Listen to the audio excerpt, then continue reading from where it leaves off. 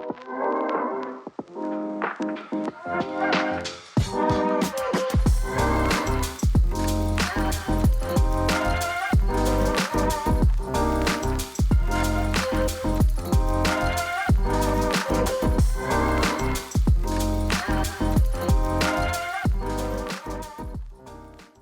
is Conversations with Cait, a podcast centered on the arts, culture, and race and gender politics. I'm Cait Malilay, and for today's topic, we will be discussing the power of organizing and advocacy. For today's guest speaker, I'm joined here today with Kimberly Byrne, and she is here to tell us more about her nonprofit clothing brand, Stronger Together. All proceeds are directly donated to local mutual aids, community refrigerators, schools, and organizations that support our AAPI, BLM, Latinx, and LGBTQA+ communities. Be sure to visit their Instagram page at Together We Are Stronger and visit their website at togetherwearestronger.store. For Kim, social justice doesn't stop with Stronger Together. As a second grade teacher, she makes it a priority to incorporate social justice in the classroom setting. She will also share with us her unforgettable experience in connecting with her cultural roots while traveling in South Korea. What was meant to be a one-year trip ended up being 8 years. She is here to tell us why it's important to get involved and advocate for social justice, as well as discuss the importance of shining a light on mental health in all communities. Kim, thank you so much for joining us today. Can you tell us more about your brand, Stronger Together? Yeah, sure. I just want to say thank you for having me on. I truly appreciate it. And I'm very honored. I don't usually do spotlight things, but Stronger Together kind of came about from a protest sign that I had made. I had attended a protest last year around March at Columbus Park in New York City, in the heart of Chinatown, with Warriors in the Garden and some other BIPOC folks and communities. And so I had made a sign. I didn't think too much of it. And as like a lot of, when people go to rallies and protests, there's a variety of different signs all around. And then my friend, who now is my friend, I had met her at the time, Cindy Trin, she had taken my photo and posted it to her Activist NYC account, along with like maybe 10 or 12 other photos. And to this day, we still don't know why mine caught so much attention, I'm sorry. And it had upwards of 24,000, 25,000 likes. It was reposted by a few celebrities, Olivia Munn, Jamie Chung, Francis Wong. And from there, it kind of spiraled into the NBA, NFL Network, ESPN, ABC. I sound like I'm name dropping, but I'm also very proud. And so it's actually living in 4 different continents around the world, which I'm very proud of. And so that's basically kind of how it came about. I know they say, don't read the comments. There were a lot of negative ones, how I had left out, various Asian countries like Malaysia and Indonesia. But the positive comments were, we would love this on a shirt. We'd love this on a bag. And one of my good friends, Ed Rivera and Vanessa, they had reached out to me and said, hey, we can put this on a bag for you. And at the time I was like, no, I don't think anybody would want that. Maybe just me, I appreciate it. And then after that photo kind of went viral, I reached right back out and I said, okay, there's a community for this. And so we started printing them ourselves. We would wholesale order the t-shirts. And what we would do is we researched eco-friendly brands because we wanted to make sure that, they weren't being made in sweatshops and things like that. And then we would make them, I would go pick them up from Connecticut, drive 2 hours back to New Jersey, mail them out myself. I would absorb all of the cost as well, because for me, it wasn't about making the money. It was about spreading our message and uplifting our cultures. And that's something that I still believe in to this day. But then once they became more popular, it was hard for us to like keep that momentum going. We, do this voluntarily. They have, full-time jobs. I have a full-time job as a teacher. And so we ended up using a website, still with that same frame of mind though, making sure that the materials are eco-friendly, making sure that these aren't being made in under-resourced, underprivileged conditions and things like that. So the money that I do make from it, I will tell you right now, I do not keep any of it. It goes to various AAPI organizations, Black Lives Matter organizations, mutual aids, community refrigerators, a few school supplies for my students here in New Jersey. And so again, like what we are still continuing to do and is to, spread our message, uplift our cultures, and bridge those gaps between our communities. And that's not just the Black Lives Matter and Stop Asian Hate communities. It's not just the Latinx and LGBTQA plus communities. I think that we also need to discuss and acknowledge the discrimination that we face in between our own Asian countries. Being of Korean American descent, no one really talks about, Korea and Japan. No one really talks about China and Hong Kong, or, well, they do, but not on a larger scale. And I think that it's important that we address those issues, because if we don't stand together, we can't depend on others to stand for us. And so I think that in order for us to heal, we also need to address mental health struggles. In Asian cultures, in a majority of them, mental health is not something that's acknowledged. We don't talk about it. It's kind of swept under the rug and you look the other way. But in my mind, as someone who has struggled with mental health for 25 years, I think that if we don't address those things, then we won't be able to heal. And so that's kind of, the backbone and foundation of our brand and our message.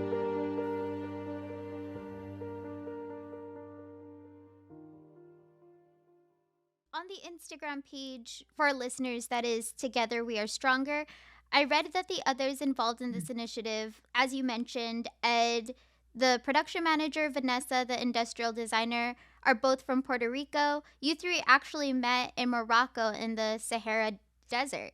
That's quite a story. Can you tell us more about that? Yeah, of course. So before coming back to the States in November of 2019, I previously lived in South Korea for 7.5, 8 years. I was an English teacher there. And before I left, I told myself I was going to go on a 2-month, 10-country whirlwind trip. And one of the stops I made was in Morocco. And one of my bucket list items was to visit the Sahara Desert, spend the night there. And unfortunately, you cannot do that by yourself. Um, as a solo traveler, I enjoy doing things alone, being on my own schedule and such. So I just so happened to join this group and they were part of it.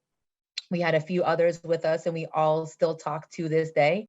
And they had previously lived in New Jersey, which made it easier for us to see each other once we all got back.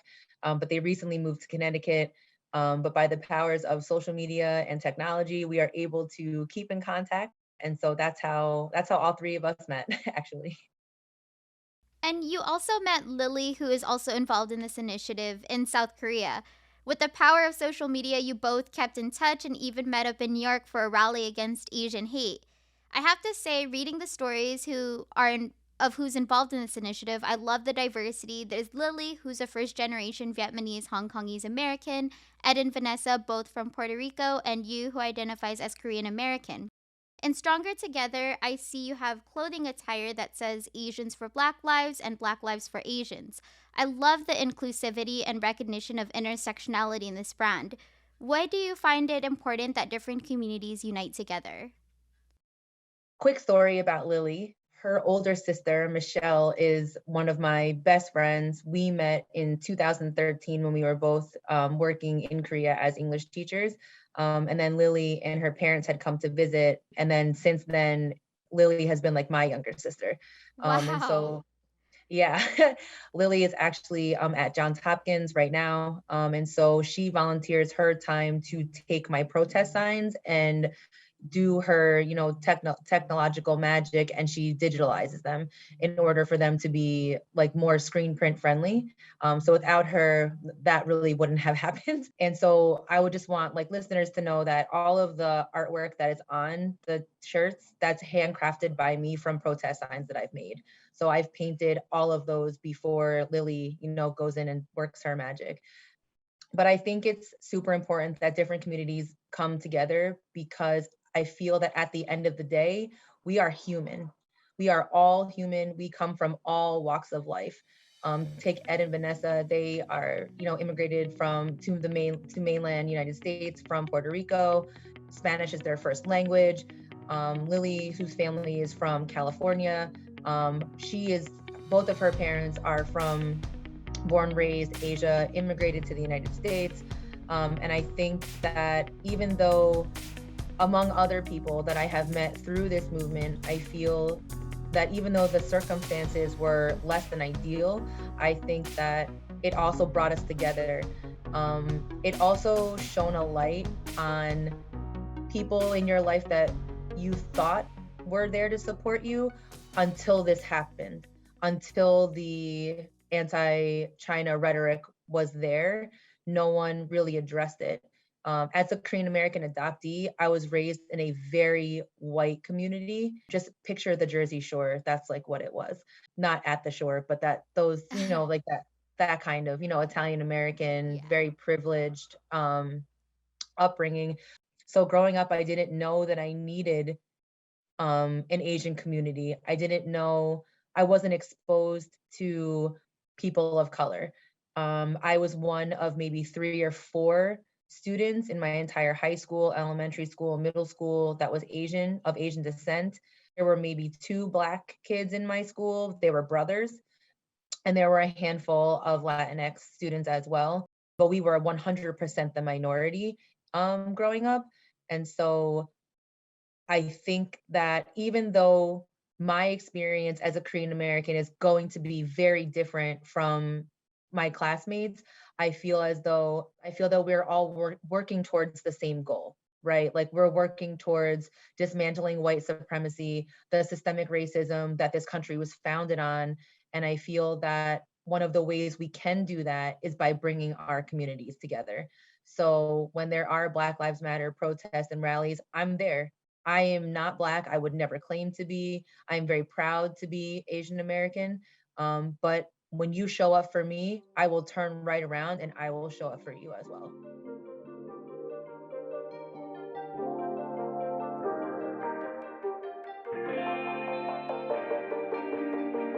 And one positive effect that came out of the rise in AAPI hate crimes is that it reminded us the importance of being proud of who we are.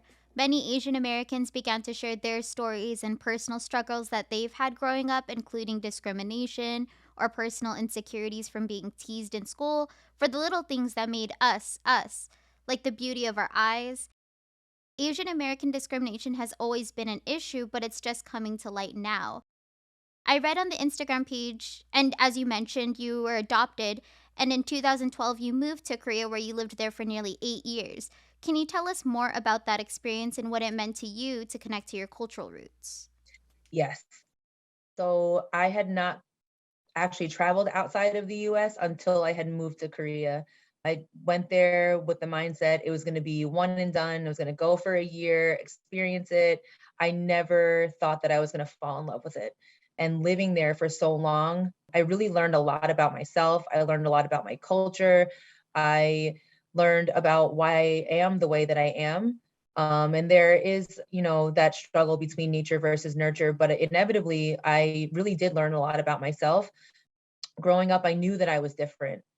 No one really talked about it, but I felt it. I knew it. My parents are white. My brother and sister are white. I am clearly not. And so as a young kid, I was definitely teased, pulling of the eyes back. I don't want to say racial slurs on this podcast, but I don't have to say them for, listeners to know what they are. And so I never felt fully American. That was something that I think that I realize now looking back, and that I maybe wasn't able or didn't know how to voice that at that age. And then when I moved to Korea, I thought I'm going to be amongst people that look like me. I'm going to be among, my people. And that's not what happened. Korea generally, they like to be very light skinned, almost like translucently white. And so I have a darker tone than most Koreans. I got mistaken a lot for Vietnamese, Thai when I got really tan in the summer. I also do not have that super skinny Korean gene. I'm not sure how I missed that, But in Korea, being 5'1", 125 pounds, you're fat. Like I was called fat all the time. And so I have battled with eating disorders since I was 12 for 25 years. I'd like to say now I have a much better handle on it now that I've addressed it and like the mental health struggle that comes behind it. But that first year in Korea made it much worse. I was rail thin. I would kill myself like working out 3 hours a day, barely eating, just so people would stop calling me fat and looking at me like I wasn't a good Korean, quote unquote. I was also vegetarian, which made it more difficult, to navigate food. Korea is very pork based and meat based. And then, yeah, that was a struggle. And so going into it, I was like, oh, I'm going to be among my people. And then when I got there, I never felt fully Korean either. So I don't want to say it was an identity crisis. I just think I definitely struggled with whether I was American or Korean. And very recently, within the last, I would say 2 years, I just came to peace of mind that I'm both. I am both Korean and American, and that's okay. But the insecurity that I felt in Korea, it wasn't anything that I took lightly. And just for context, I was like a full-fledged adult, 26, 27 years old, and still like insecurities are plaguing me. And that was also very shameful. I was embarrassed by that. Like I thought I got over this when I was in my teens and my early 20s. But because, therapy and going to a counselor was so taboo and so like, oh my God, I can't believe you have to go to therapy for this. It was not as like positive, or like it wasn't as accepted and in society as it is today. I didn't have like the initiative to actually go to therapy. And so when COVID hit here and the rise of anti-Asian hate crimes was astronomical, anytime I would go to the grocery store, which is 5 minutes away from me, or would go into New York for protests and rallies, I constantly wore sunglasses. It could be pouring rain and I would constantly wear sunglasses because I was so scared that it would happen to me just because of my eyes. I've been followed to my car, I've been spit on, I've been called racial slurs, and at the same time, I don't really talk about it, and I think because I feel guilty. I feel guilty that people in our community, in my community, who are most vulnerable, whether they're elderly or young teenagers, kids, college students in their 20s, when their lives are taken, it's almost like, okay, well, my situation wasn't that bad. I shouldn't be talking about it. It could be so much worse. And I'd had to like really tell myself that just because your struggle or your situation or experience didn't end with your life being taken, it doesn't invalidate your feelings. It doesn't take away from the experience that you've had. And it doesn't diminish the fear that you walk around with. And I think because in a lot of our cultures, we're taught to keep our head down, we're taught to just look the other way. That is also ingrained in my head. So I had to do like a lot of self-reflection and like tell myself like, no, this happened to you. You are allowed to feel this way and it's okay. And I think for other people that this has happened to, you have a bit of survivor's guilt. And I would hope that more of us would accept that this has happened and accept that your feelings are valid. And at the end of the day, like no one can tell you how to feel.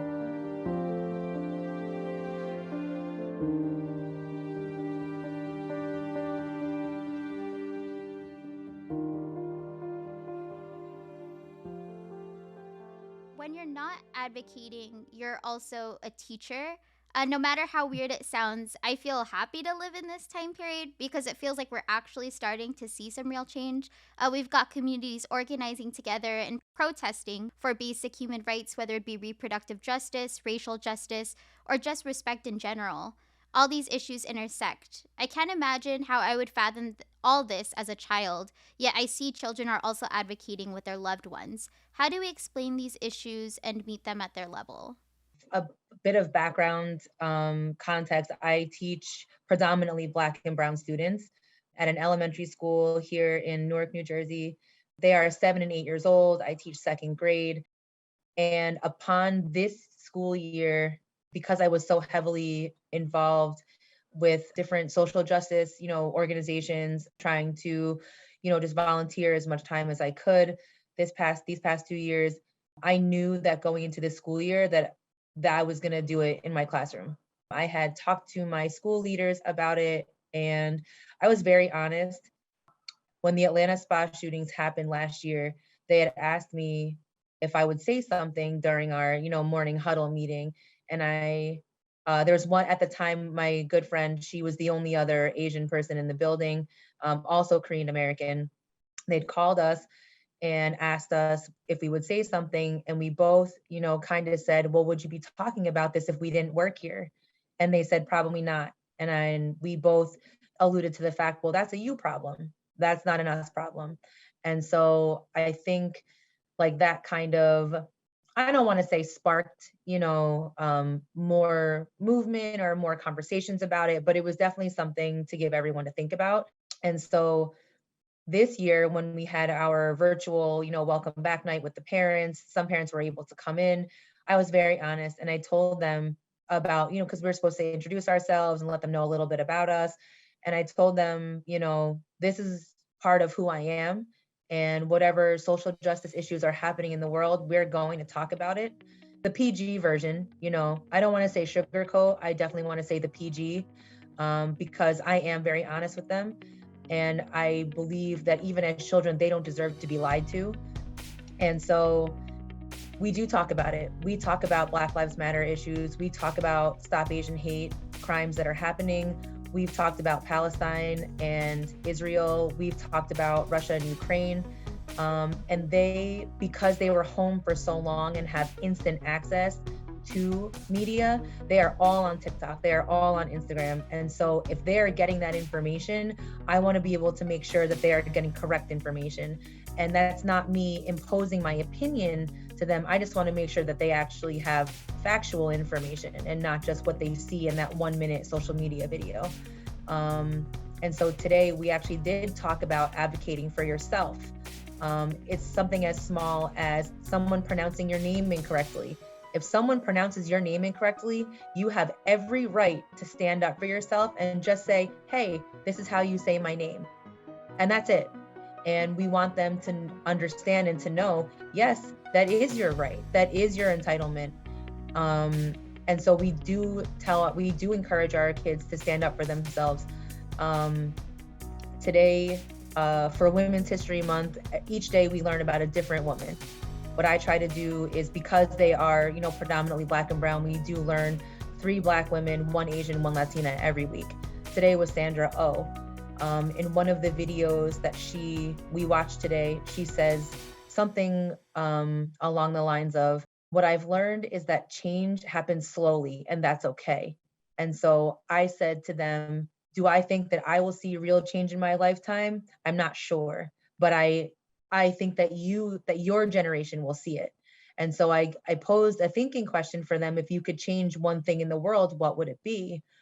And one of my students said, I wish people would stop killing people that look like you and me. And so for a 7-year-old boy to say that to me, if I could change one child, I know that I've done my job. If I could affect one person, I feel like I've done my job as not only their teacher, their mentor, someone for them to look up to. I feel proud that I've been able to do that. And my coach had said to me, I wish I had someone who looked like you sticking up for someone who looked like me when I was a child. And I think that her and I were able to really come together about that, because at my school, it was predominantly white women who were 60 years and older. I didn't have someone that looked like me or you or my coworkers. I didn't have like that diversity. And so I feel like they're not too young to learn it. They're not too young to understand what it means to stand up for yourself. They're not too young to understand that they will have to face these decisions in less time than they think. Our kids these days, they're growing up way faster than we grew up. I can say that if I can see it firsthand experience. What these kids are doing in second grade, I was not even thinking about as a second grade student. And so I think it's super important that we are honest with them. And if they do have questions about what's going on in the world, that we do answer them honestly. And I'm very fortunate that my school and school leaders allow me that leniency to infuse, social justice and activism into the work that I do as their teacher. Absolutely. And it's those little things, like you mentioned, pronouncing your name correctly or Mhm, offering these perspectives. And I really like how you mentioned that you make it a priority to tell the stories of different women of color, whether it be Asian, Latinx, or Black women. mhm. And it also makes me think of like what's going on right now, like these attacks on education from these Republican lawmakers. I feel like that they're mixing up, with this whole thing about critical race theory with social justice. But that's just my opinion. Like, No, I wholeheartedly agree. And as happy as I am that more states, I think it's at 2 or 3 now, are, requiring Asian history to be taught, it also it makes me, I don't want to say fearful, but nervous, because I know as a teacher, you yourself have to do that work as well. And so in our current teaching culture, I'm going to be very transparent. We are burnt out. We are burnt out. If we thought that last year being virtual was the hardest year, it's not. This year is, it's really testing our limits, our patience, our mental health for sure. And so going back to, implementing Asian history, it's also now you're putting that on teachers who are already feeling all of these things. And so as great as it is, it does worry me a little bit, because it is extra work for us to do, if that makes sense. do you think that these Asian American studies will help in understanding? Like, it's like absolutely a process and an acceptance of Asian American culture? I think it's definitely important for us to talk about. I think it's super important for our young children to be exposed to different cultures and diversity. One of the stipulations I had to coming back to school. Oh, quick story. So I was supposed to move back to Korea last year. Plane ticket, I had it set for July 23rd. My old school had offered me a position to run an English academy in Seoul. I accepted it. I gave in my letter of resignation to my current school. And then I was doing so much work here that I said, you know what, this doesn't feel right. I don't feel like my work is done. I feel like I have a lot more work to do on myself, especially. I had to do a lot of unlearning and relearning history outside of that white male lens, that white American male lens. And so I declined the Korea offer, ended up staying at my current school. But one of my things that I wanted to do was I wanted our books that we read, our stories, to be more inclusive. And that wasn't just for Asian characters. I wanted Latinx, I wanted disabled, I wanted Muslim, Black. I wanted it to be as inclusive as it possibly could be. And they said, okay, what else do you want? I'm like, that's it. That's all I want. I want more inclusive content. And they're like, okay, it's yours. And so again, when I say I'm truly grateful for my school and my school leaders, I truly am, because that was just another avenue, another way of exposing, young kids to diversity and different cultures, even like different communities. And I wanted them to see themselves represented in the books that we were reading. And that was super important to me. And why is advocacy important to you? It's important to me because I didn't know how to advocate for myself. I didn't even know what that meant, especially at a young age. My last name is spelled kind of funky. It's pronounced Byrne, but it's not spelled that way. And so, people would say Byrony or Bernie, or they would put an S at the end, because at the time, Mr. Burns from The Simpsons was like, that was a huge show when I was younger. Oh, Um, oh, and yeah. So I didn't really know that I could stick up for myself. I didn't know how to defend myself when I was being bullied on the bus on the way to school. I didn't know how to tell people, to stop making fun of me. I didn't know how to do that. And I didn't know I could tell anybody that. And I think that now I want my kids to do that. I want them to speak up for themselves, to tell me when they're feeling uncomfortable, because no child deserves to feel that way. No, I'm sorry, no person deserves to feel that way. No person should ever be spoken to in a degrading or a condescending manner. We are all human. We deserve basic human rights. We deserve respect. And so advocacy is super important to me, especially, in the line of work that I do. And because they are minority children, they are going to face these issues whether they want to or not, based on something they can't control. And I have firsthand experience with that, and so I don't want them to have to go through or feel the way that I felt.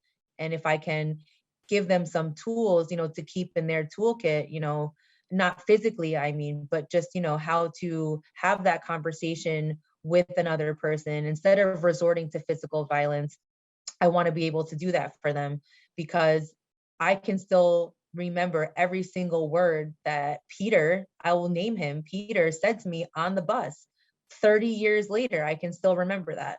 And so who's not to say that they're not going to remember that if and when it happens to them. And so I want them to be able to advocate for themselves.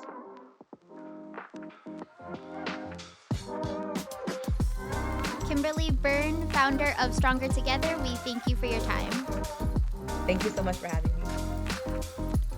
Thank you for listening to Conversations with Cait, a podcast centered on the arts, culture, and race and gender politics. To learn more about the Stronger Together brand, please be sure to visit their Instagram page at Together We Are Stronger or visit their website at togetherwearestronger.store. All proceeds are directly donated to local mutual aids, community refrigerators, schools, and organizations that support our AAPI, BLM, Latinx, and LGBTQA+ communities. As always, this is Cait Malilay. You can follow my Instagram at CAIT_MALILAY_rights for updates on future articles and episodes. I hope all you listeners out there have a phenomenal day.